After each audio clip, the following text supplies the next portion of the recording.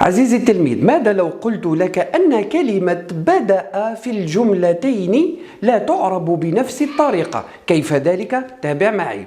أهلا بكم متابعي قناة الأستاذ الناجح. لا تنسى الاشتراك وتفعيل الجرس ليصلك الجديد. السلام عليكم ورحمة الله وبركاته. معكم الأستاذ نصر رابح عبر قناة الأستاذ الناجح.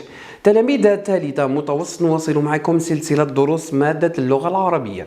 لمن يبحث عن بقية الدروس التي شرحتها سابقا في مادتي اللغة العربية والرياضيات تجدون رابطها في صندوق الوصف وفي أول تعليق مثبت. لا تنسى الضغط على زر اللايك، الاشتراك في القناة ونشر هذا الفيديو، بارك الله فيك. قبل أن نبدأ في الدرس وجب علينا تذكر بعض المعلومات التي ستسهل علينا فهم درسنا الجديد. تابع معي كتذكير. الجملة التالية: كان الولد مريضا. أعيد كلامي: كان الولد مريضا. هيا نفصل معا هذه الجملة. كان هي عبارة عن فعل ماض ناقص. ما معنى ناقص؟ أي أننا عندما ننقص الخبر من الجملة فتصبح الجملة بدون معنى، أي أن كان تحتاج إلى الخبر لإتمام معنى الجملة. وأيضا كان هي عبارة عن ناسخ. ما معنى ناسخ في هذه الجملة؟ ناسخ أي أنها تغير من حكم الخبر. الأصل في الخبر أو الجملة الولد ماذا؟ مريض. فالخبر كان مرفوعا، وبعد دخول كان أصبح منصوبا. الولد اسم كان مرفوع. اسم ماذا؟ اسم كان مرفوع. مريضا خبر كان منصوب. جيد. الآن عزيزي التلميذ، ماذا لو قلت لك أنه توجد كلمات أخرى تعمل عمل كان وأخواتها؟ من هي؟ تابع معي الفيديو. سأمسح هنا وأقول تابع معي. عندي لو أخذت هذه الجملة: بدأ الرجل يعمل، سأعيد كتابتها هنا وسأفصلها تفصيلا. بدأ الرجل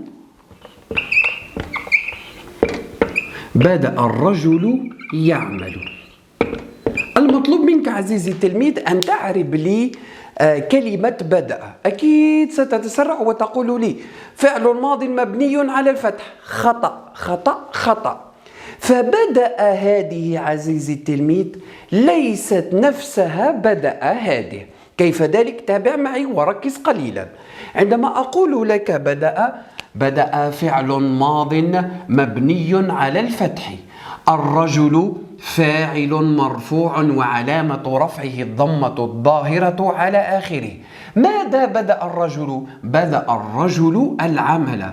فكلمة العمل هنا مفعول به. قد تستغرب ما الفرق بين الجملتين. تابع معي. بدأ هنا عزيزي التلميذ هي عبارة عن فعل ماض ناقص. كيف يا أستاذ؟ منذ قليل قلت لنا فعل ماض مبني على الفتح، وهنا فعل ماض ناقص. تابع معي.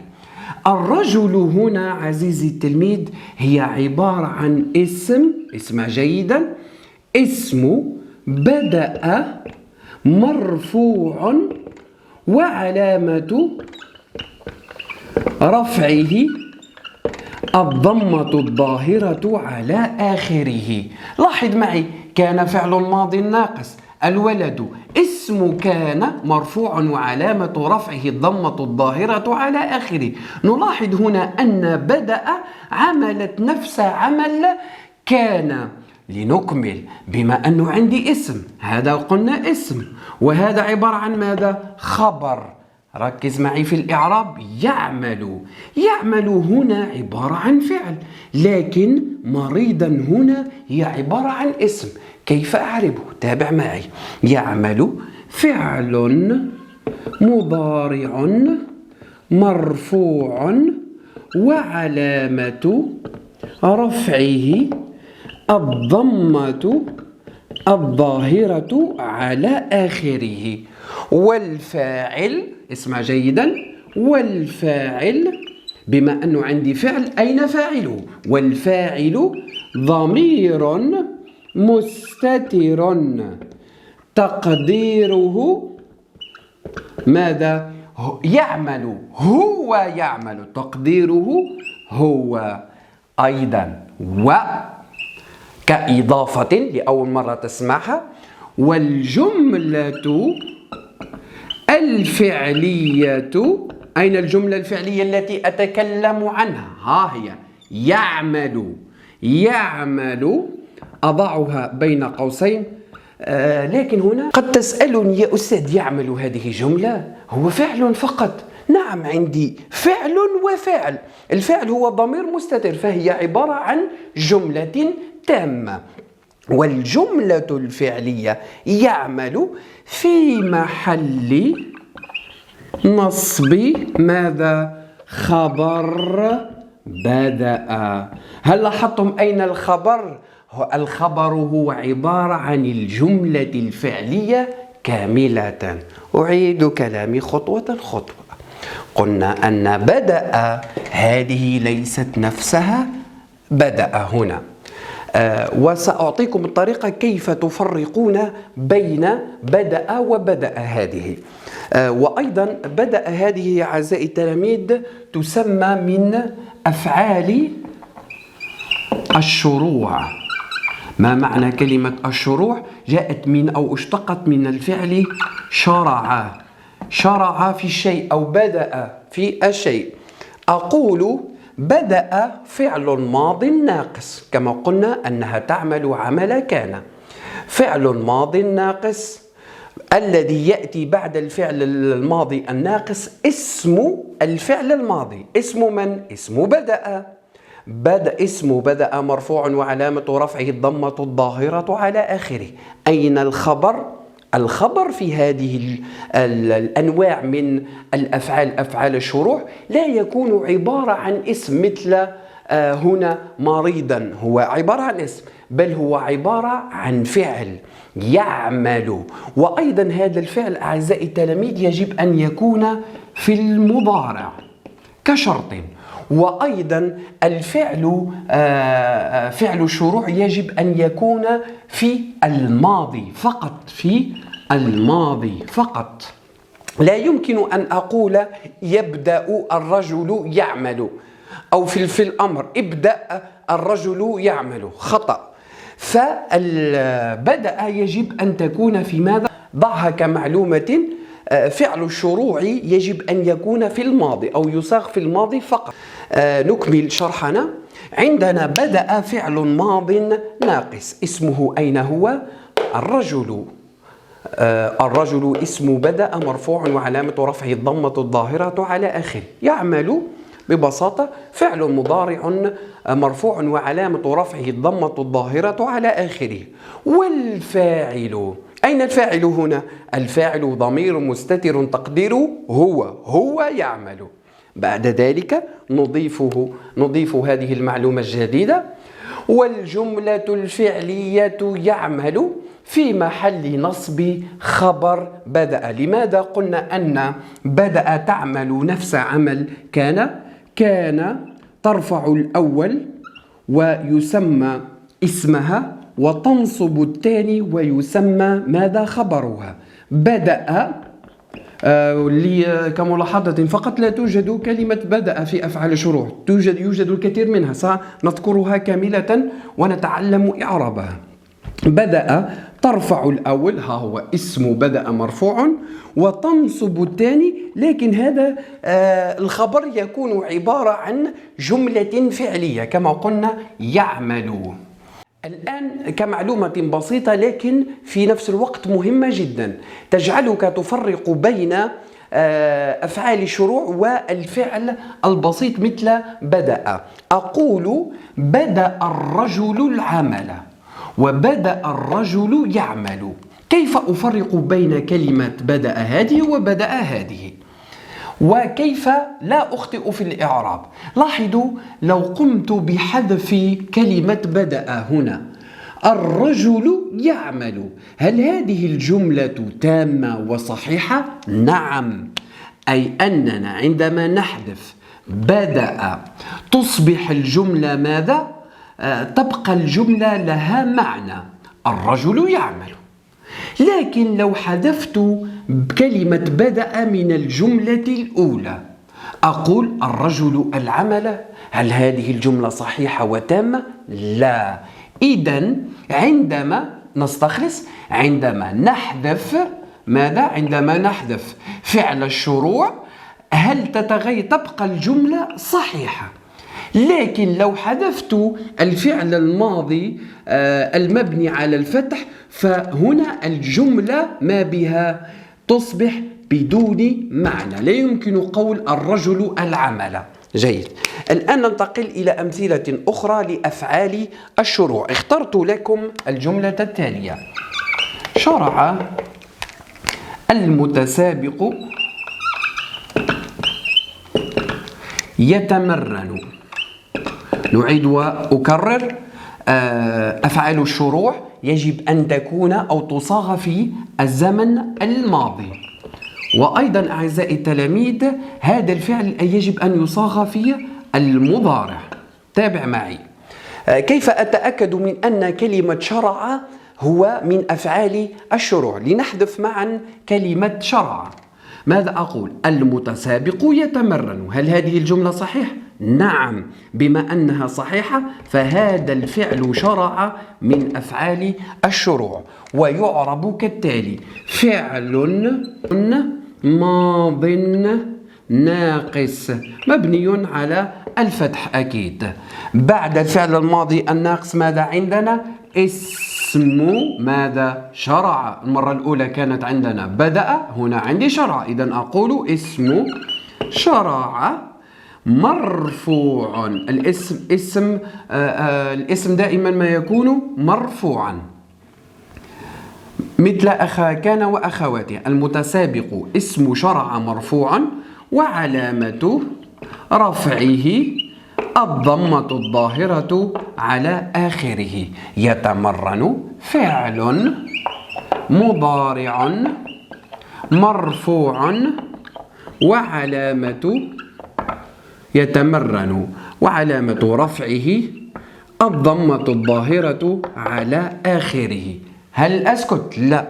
والفاعل ضمير مستتر تقديره هو. جيد، لا أسكت، أكمل. والجملة الفعلية، ما هي الجملة الفعلية؟ يجب أن تذكرها. يتمرن. أعيد كلامي، قد يسأل التلميذ هذا فعل يا أستاذ وليست جملة كاملة. لا، يتمرن جملة كاملة. لماذا؟ لأنها تحتوي على فعل وفاعل. يتمرن والجملة الفعلية يتمرن في محل ماذا؟ نصب. في محل نصب خبر ماذا؟ خبر شرع. جيد. تذكر دائما كان وأخواتها ماذا تفعل؟ الأول ترفعه والثاني تنصبه. أيضا أفعال الشروع الأول ترفعه والثاني تنصبه. أكيد في محل وليس مباشرة، في محل نصب أقول. عندي فعل آخر عزيزي التلميذ في نفس الوقت، هو إعراب وتمرين في نفس الوقت، وفي كل مرة سأعطيكم فكرة جديدة.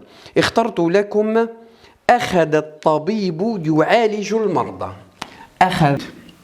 دائما عزيزي التلميذ لا تنسى الاشتراك في القناة والضغط على زر اللايك، يهمنا جدا. عندي هذه الجملة، وأيضا سأعطيكم جملة أخرى سأكتبها هنا. أخذ ماذا اخترت لكم؟ أخذ الطالب الكتابة.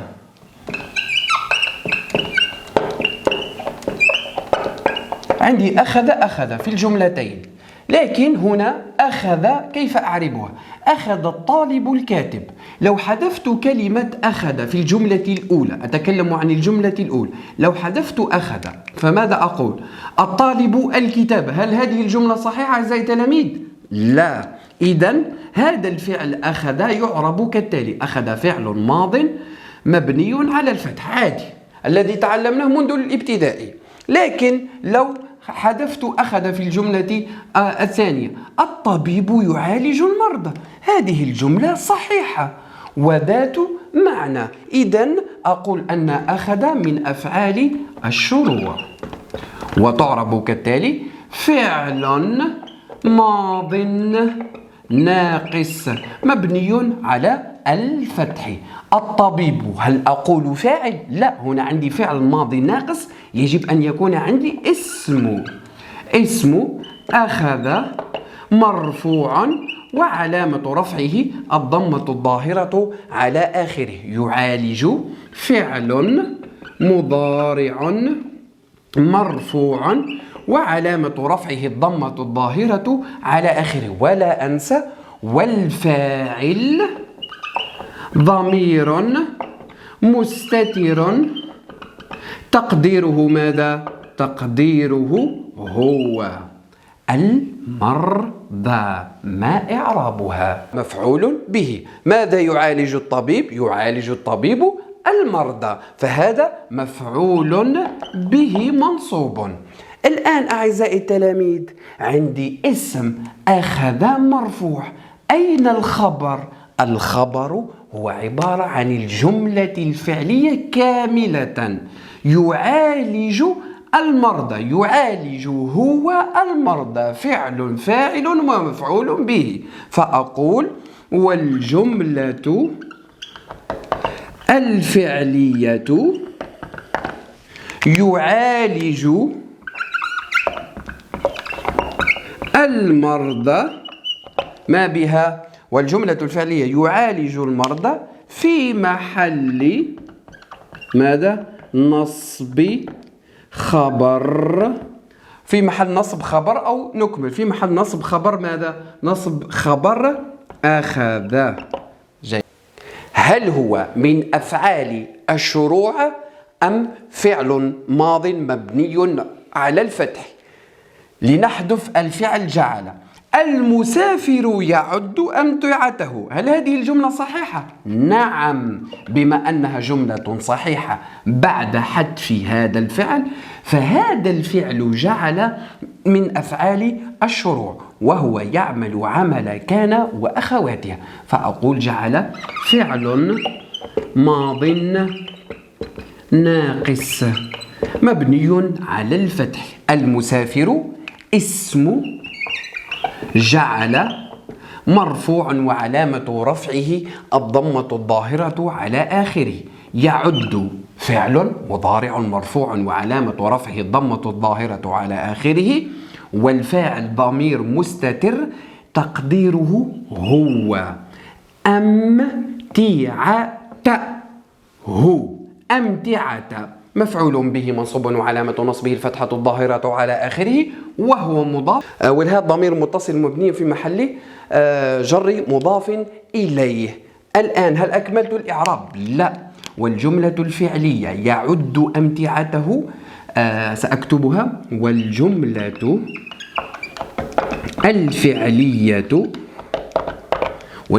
الفعلية يعد أمتعته، أعيد كتابتها، في محل نصب خبر ماذا؟ خبر جعل. جيد. جملة أخرى نغير قليلا لكم. يذاكرون.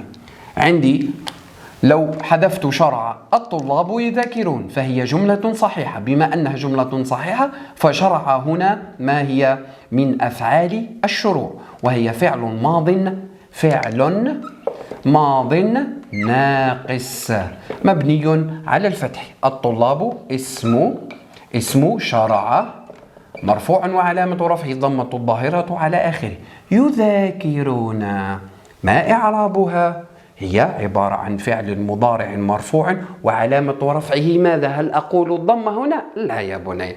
يذاكرون فعل مضارع مرفوع وعلامة رفعه ثبوت النون. هنا لماذا اخترت هذه الجملة؟